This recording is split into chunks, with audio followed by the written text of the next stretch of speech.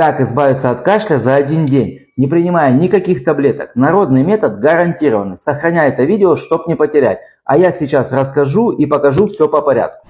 Берем мы желток яйца, стакан выливаем. Потом берем кусочек сливочного масла,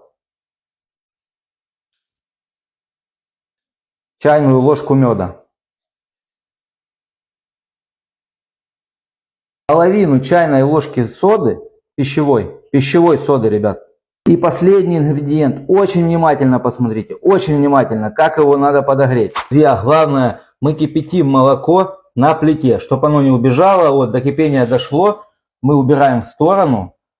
И все, ни в коем случае не в микроволновке. Остужаем и потом добавляем в наш стакан. Подогрели молоко, убрали эту пленочку и тепленьким выливаем в наш стакан.